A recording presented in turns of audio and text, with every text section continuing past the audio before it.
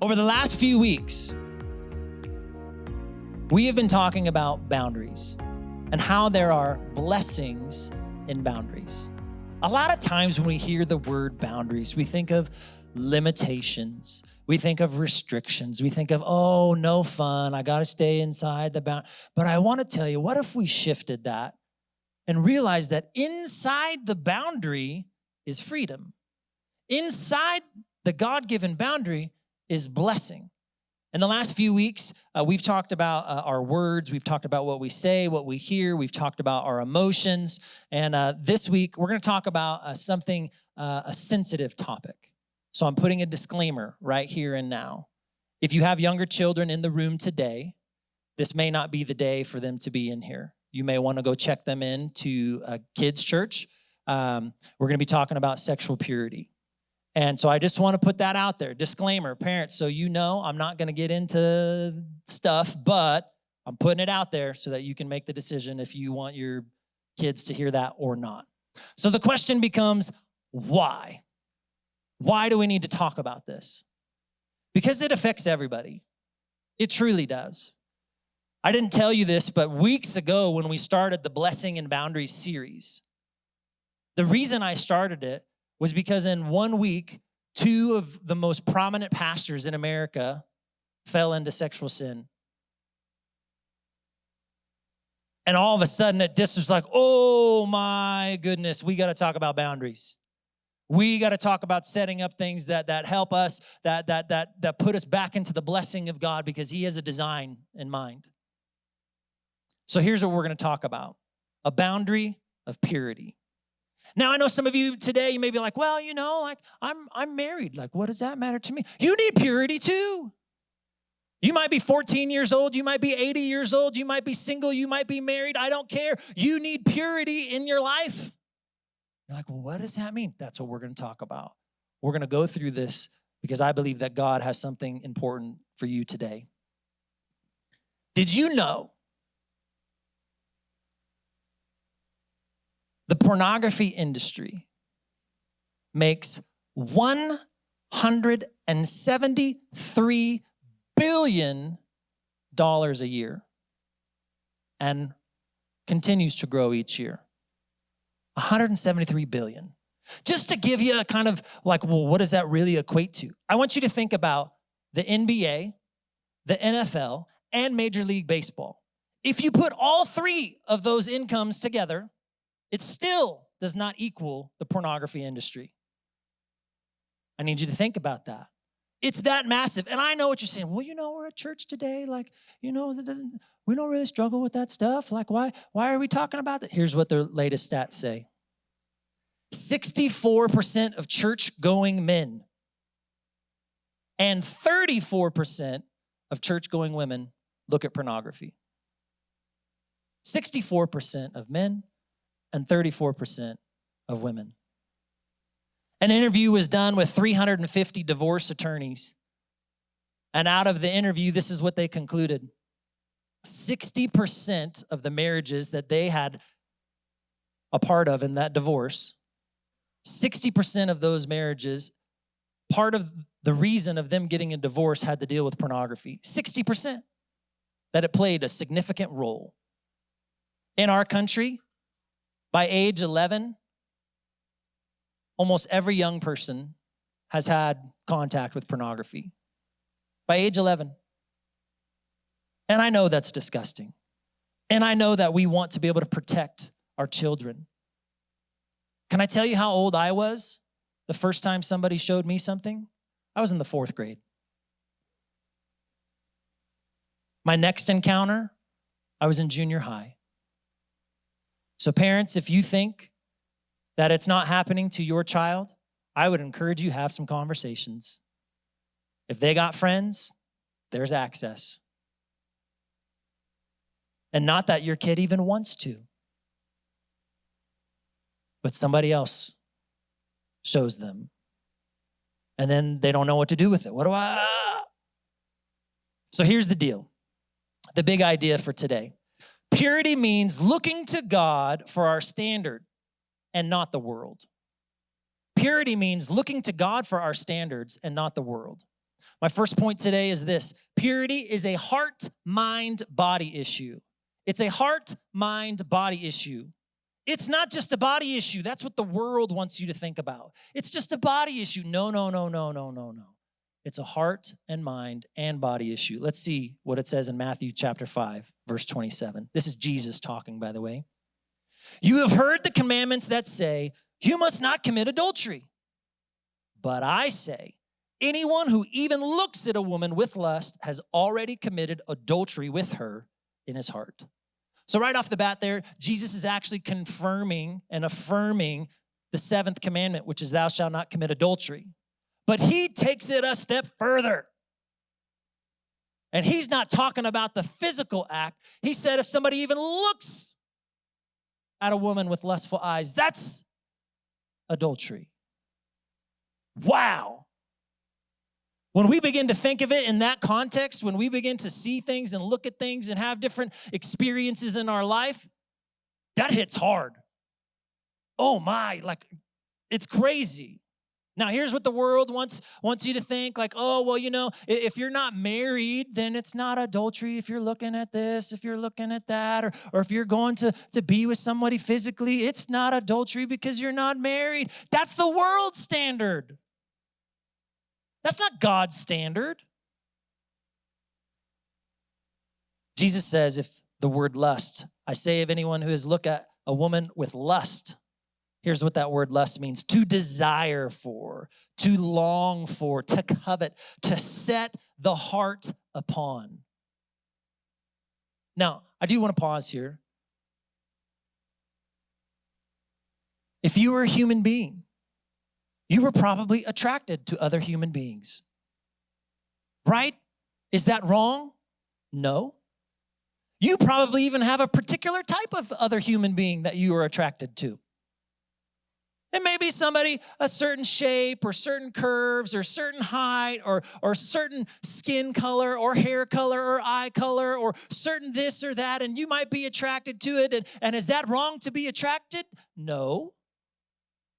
But the problem is when you move from attraction to action. And that can happen really fast. You could see somebody be like, man, they look like they work out. They look fit. They look healthy. They're beautiful. They're handsome. Like they groom well, whatever. I don't care. You could be anything. But it goes a whole nother level. And it's like you're fantasizing. You're undressing them. You're objectifying them. See, that's where we get beyond attraction. Let's go back to what Jesus says, verse 29. So if your eye, even your good eye, causes you to lust, gouge it out and throw it away. It is better for you to lose one part of your body than for your whole body to be thrown into hell. And if your hand, even your stronger hand, causes you to sin, cut it off and throw it away. It is better for you to lose one part of your body than for your whole body to be thrown into hell. Now listen, another disclaimer. This is not meaning that you need to gouge out your eyeball or cut off your hand. This is a metaphor, okay?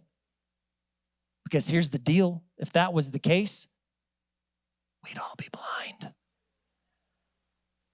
We'd all have no hands, right? This is a metaphor. What it's trying to say is, it would be better to lose part of yourself and be holy before the Lord than to lose it all. Like, he's trying to make a point. Now, what you need to understand is that this was an issue 2,000 plus years ago. How? They didn't have, those magazines. They didn't have the internet. This stuff's been around since the beginning of time. Our mind has been around since the beginning of time, right? So, as long as there are human beings, there's going to be lust. Here's what would happen to the religious leaders of the day, the Pharisees. Now, here's what you need to know about the Pharisees. The Pharisees wanted to look a certain way. They wanted to act a certain way. They wanted to do the things that looked right on the outside to the people around them. But here's what you also need to understand. The Pharisees often neglected the things that were inside here and here. They looked good on the outside. The Pharisees took it so far as that that they didn't want to be accused of lusting after somebody or objectifying women or whatnot. So this is what they would do. They literally would walk around with their head down. No, I don't want to be in a situation where I look at somebody. That's not what he's asking us to do. But he is asking us to examine our heart. He is asking us to examine our mind. Now, here's what the world wants to do. The world wants you to separate the physical side of intimacy from your emotions, from your mind, from your heart. They want you to separate those things. That's not how God designed it to be. It's not at all. Sexual sin is not about your body parts. It is about your whole being. Now, here's the deal. Temptation can lead a person astray. It doesn't matter if you're 14, 13, whether you're 85, whether you're married, you're single, whatever. It doesn't matter. Temptation is there. So what do we do with it? How do we approach it? What does the Lord say about it? We need to learn to take control of our heart and our mind. We need to learn to be purified in the blood of Christ, that he has already gone to the cross for these things. The second point today is this: not even a hint. Not even a hint. This is how strong it's said in Ephesians 5, verse 3. But among you, there must not be even a hint of sexual immorality or of any kind of impurity or of greed, because these are improper for God's holy people. That phrase, not even a hint, that seems pretty clear to me. In the Greek, this is what that phrase literally means. It must not be named among you. It must not even be named among you. Not even a hint. And it goes on to talk about sexual immorality or any kind of impurity. Now, here's something interesting. That word sexual immorality in Greek, it's porneia. What does that sound like? Pornography. Goes on to talk about, any kind of sexual immorality. This is including premarital sex. This is including extramarital sex. This is adultery. This is lust. This is pornography. This is fantasizing. And then it starts talking about greed. That seems a little odd to me. Like, what? Because that's what lust is. It's greediness. It's self-serving. And so what do you do with that? Okay, how do I address this topic? What do I do? Well, it says not even a hint, and it says it's improper for God's holy people. Verse 4, nor should there be obscenity, foolish talk, or coarse joking, which are out of place, but rather thanksgiving. Okay, so not even a hint, and then it goes on and it says, don't even talk about it. Here's what happens. Our world has created an environment and a culture where talking about obscene things, sexual things is everywhere. Every advertisement, every this, every that, every ad you get on your phone, whether it's the television, whether it's this or that, everything is sexualized. You think they're doing that for your benefit? They're doing that because they want your money. Even the world knows that sexual immorality is bad. You could go on YouTube right now and you could Google the effects of pornography on a person's brain. You would be blown away. You would be blown away. They will actually completely remove the God side of it and the purity side of it, and they will just show you this is what physically is happening when you're looking at these things or when you're committing adultery, when you're doing these things, and it changes the wiring of your brain. Even the world recognizes it. The world creates a tolerance where they talk about women and men just as objects. Sex is just a casual thing. It's just a physical act. There doesn't need to be any sort of emotional connection. Here's what happens when we start to talk about it so much and just let it fly, let it this, let it that. Here's what happens. It creates an atmosphere where it's just okay. Well, everybody's doing it. And then the filth begins to get planted in your brain and bad habits develop. Verse 5, for of this you can be sure no immoral, impure, or greedy person, such a person is an idolater, has any inheritance in the kingdom of Christ and of God. Now, I want to pause again. Please note, if you have struggled with this in the past, if you currently struggle with it, it does not mean that you are not going to heaven. Because Jesus went to the cross, he died for our sins, he has redeemed us. But are you seeking redemption? Are you seeking what he has for you? Are you seeking purity in your life? The next point is this: do not be deceived about your purity. Verse 6, let no one deceive you with empty words, for because of such things, God's wrath comes on those who are disobedient. Therefore, do not be partners with them. It goes on to say, don't let people lie to you. Don't let people deceive you. Don't let people manipulate your mind into thinking, it's okay, this is what everybody else does. Listen, if you're not living with somebody before you're married, that's just old-fashioned. Nobody does that anymore. If you're not looking at pornography and you're a young person, well, then what's wrong with you? Everybody else is doing it, so why don't you do it? There's nothing wrong with it. You're not married, so why? Well, what's the big deal? Then we take it on to those who are married. It's okay if you look at pornography, just don't let your spouse find out. Just clear your search history on your phone, on your tablet, on your computer. And it's okay as long as they don't find out. I mean, you didn't physically do something with somebody else, so it's okay. This is what the world tells you. It is lying to you. It is deceiving you. They try to tell you things like this: it's only a problem if you get caught, so just don't get caught. You're not going to get hurt if you look at pornography. And here's the thing that a lot of people say: they're getting paid to do it. So they're doing it willingly. So what's the problem The problem is that whether it's a man, whether it's a woman, they're a child of God. And God wants purity for them just as much as he wants purity for you. So don't be lied to. Don't be deceived by the world. Now, here's the question that we get a lot of times. I was a youth pastor for 13 years, okay?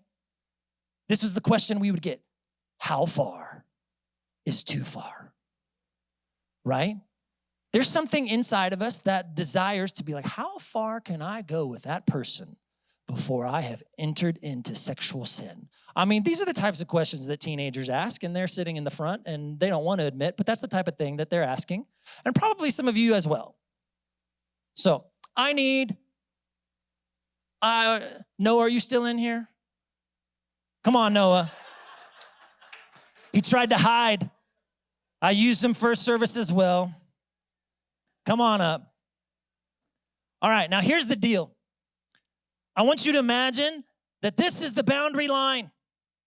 You go off of this stage, you were falling into sexual sin, you were falling to certain destruction of your mind, your body, your marriage, your relationships, all the things. Now here's what happens in our life. This pursuit of how far can I go without actually falling in. All right, no, you know the deal. This is what we do, especially young people. Woo!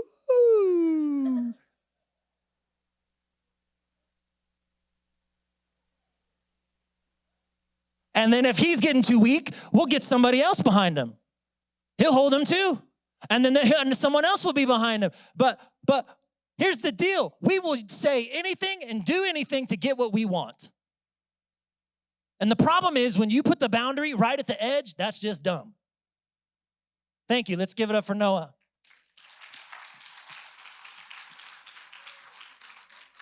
Now, how many of you have ever been to the Grand Canyon before? If you've been to the Grand Canyon, it's a giant hole. What happens if you fall off? You were probably dying. Now, I have been to the Grand Canyon, and at least the part that I went to, the fence was not put right at the edge. Right? Because they're going to be dumb people like, how far can I go? No, they're pulling the boundary way back so that you don't even approach the edge to fall into certain doom. When it comes to our sexual purity, this is what we need to do. Some of us need to pull those boundaries back so that we can stay in the blessing that God has designed, so that you can stay in sexual purity that God has designed for your life, whether you are a young person, whether you're single, whether you're married, whether you're elderly. Pull those boundaries back. Stay where God has designed, because that's where the blessing is. The next point is this: honor the marriage bed. Hebrews 13:4 says it like this: marriage should be honored by all, and the marriage bed kept pure.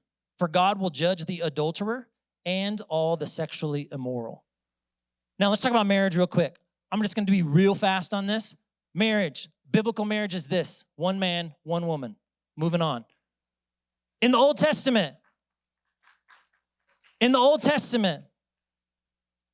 if you slept with somebody, you were married to them.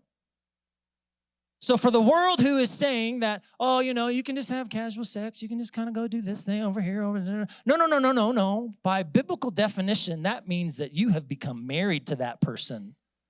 So you start to think of it like that, like, ooh, I don't even know who that person is. I don't like them. I don't know what their lifelong goals are and dreams and desire. I don't know if they want kids. I don't know if they want this. I don't know. Like, we have removed the consequence. We have removed the things from it because we've separated it into just a physical act. Now it says the marriage should be honored by all. Here's what the word honored means in Greek. It means to respect because it's costly. You ever been married? Does it cost you something? And I'm not talking your finances. Just being in a healthy relationship costs something, right? Any of you ever been in an argument before? Any of you ever had a dispute? Even a holy dispute. It costs something to be in relationship with somebody. It's not to be dishonored.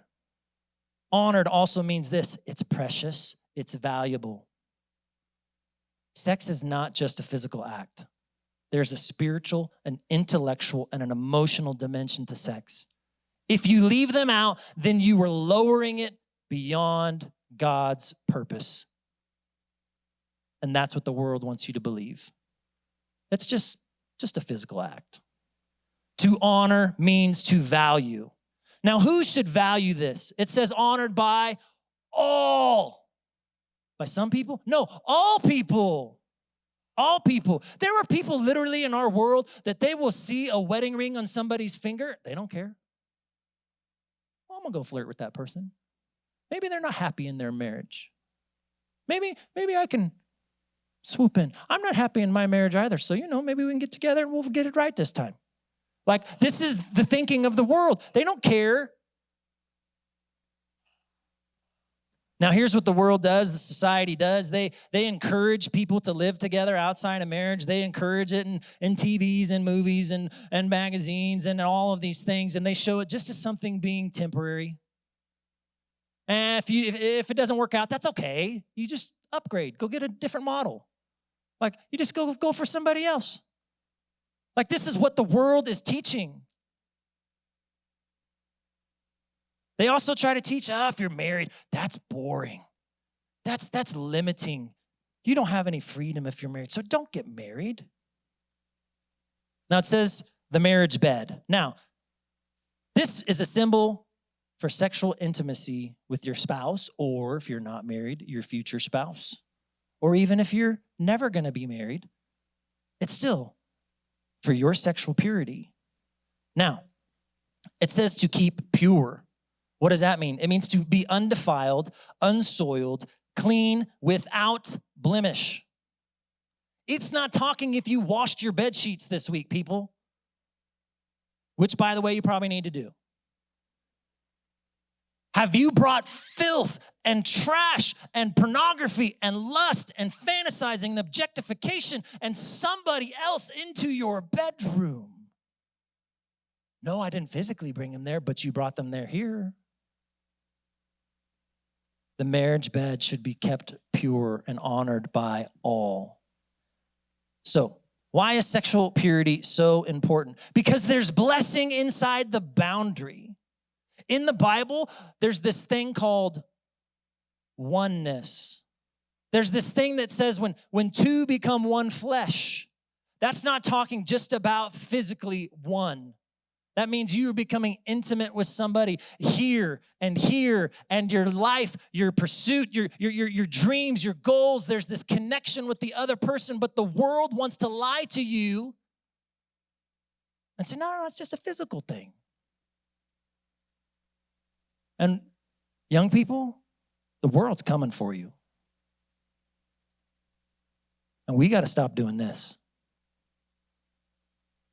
Well, everybody else does it. Are you everybody else? Or has God called you to a higher standard? Take a step back, put some boundaries up. Now, it talks about that how God is going to be the judge. Here's what we like to do too. Well, listen, I'm not married. It doesn't matter. It's not hurting anybody. Or well, maybe I am married, but I've looked at this, or I've thought about this, or I've done this, and no, they don't know, so it's not hurting them. They haven't found out. God knows. And you know. So are you either following the Lord or are you not? What's the big deal? The world says it's okay, and look how great the world is.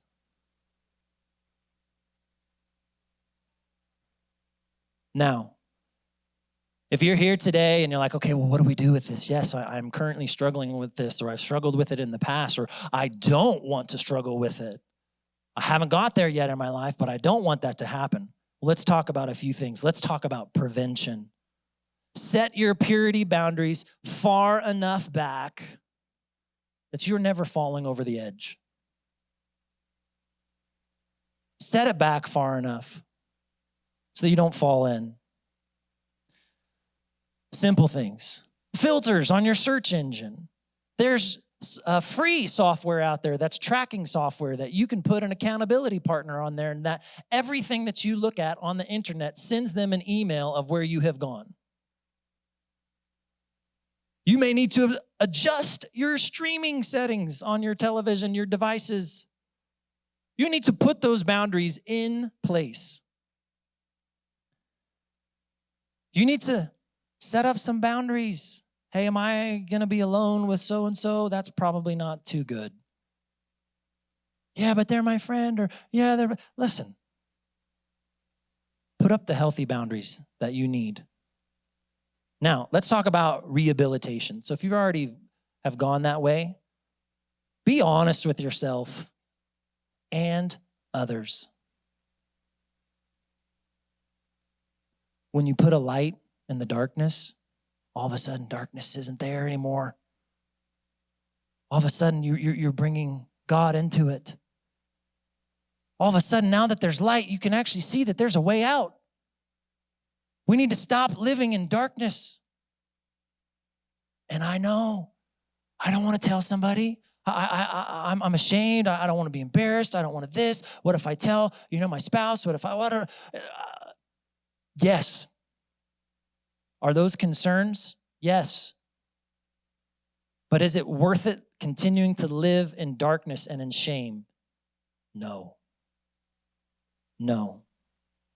You may need to be talking with the people around you, if it's a spouse or your friends or whatnot, be like, hey man, I don't watch anything that's rated that. You may need to talk to them about certain triggers in your life. Hey, you know what? Going to the gym is not really a thing for me because I find myself staring at all those people in there.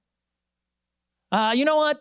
Going to the beach isn't really my thing. Hey, if you want to go without me, that's totally fine. I'm not strong enough in that area. And I get it. You don't want to come across as weak or whatever. How about you're setting healthy boundaries so you can be blessed inside of the boundaries. We need to establish new routines. Can I tell you this too? One of the things that happens most often with sexual sin, it's not done when you're being busy in other areas of your life. It's when you become idle. Maybe that's first thing in the morning. Whether that's late at night when you're by yourself. What are you doing with your time? You may need to ask for an accountability partner. Now listen, there are online support groups. There are physical support groups. You may have a friend. You may have a this. You may have a that. And I want to just tell you, those are all great, but you're only accountable to the level that you're willing to be accountable. You could be in 3 different support groups. You could be in 3 different accountability relationships. But if you don't tell them the truth, then light can never enter in. And I get it. We don't want the truth to be known by everybody. I get it. We feel ashamed. We feel embarrassed. What am I supposed to do? I want to encourage you to do this as well. I just gave you some great scriptures today. That's not all of them that have to deal with sexual purity. Start memorizing scriptures. Start taking it with you everywhere you go. So even if you don't have it on your phone or your book in front of you, you got it right here. So, hey, the image, oh, hey, the lustful thoughts coming in. Hey, okay, Ephesians 5:3, not even a hint. Start memorizing the scripture. And for some, you may need to go as far as like to go into therapy for it. And that's fine. You may, I'm weak, nope. That's not what that means. That means you're seeking help. You're seeking help. Now, oftentimes what people think is like, oh man, like the staff, the pastors, like their life, or they're perfect. They don't struggle with mere mortal sins. You think, oh yeah, I'm pointing all my fingers at you, right? But I got one finger at you, but how many do I got pointed back at me? 3. Now I'm gonna be very transparent with you right here and now, and for some of you, you're gonna be like, oh my gosh.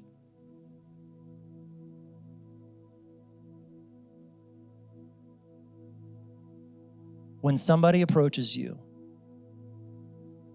and they are seeking redemption, they are seeking freedom from a sin, whatever the sin, you have a choice to make. Do I meet them with grace? Do I meet them with mercy?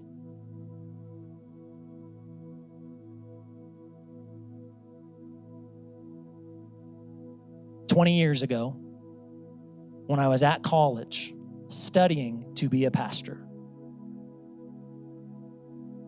This is before like cell phones had like everything available on them. I was in my dorm room, and this is back in the day where like there was just pop-ups all over the place for anything, everything. And in the past, I had, clicked off. And for whatever reason, this time I didn't.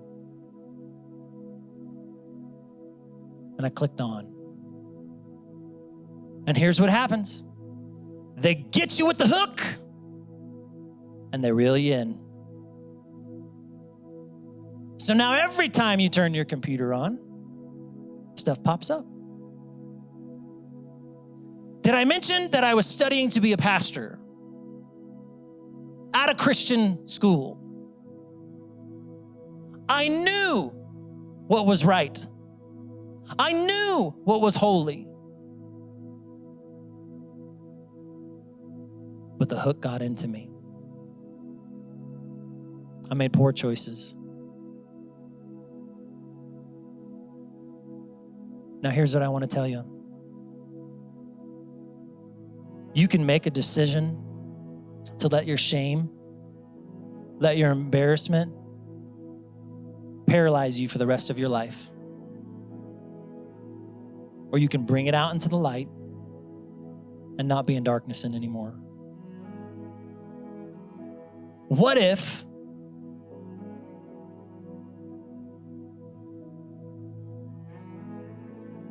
I never sought help?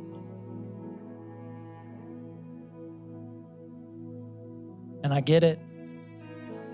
Did I mention that I was studying to be a pastor? And again, I fell into this mere mortal sins. It can happen to any of us. Whether you're 13, whether you're 33 and married or single, or whether you're 80. So what do you do with it? Do you let it be the end of your story? Or do you recognize and acknowledge that we serve a God who has not finished the story yet in our lives? He is not done with your story. As long as you have life, as long as you have breath, as long as you were willing to repent, as long as you were willing to seek help, as long as you were willing to look to him, he's not done with the story. Because God loved you so much that he sent his son to die on a cross for you. For any sin and every sin, whether it's sexual purity or not. That's how powerful that sacrifice was. Now, I could have made a choice back then and be like, I'm out. I can't ever do this again. But God wasn't finished with me yet. Because he's a God of redemption.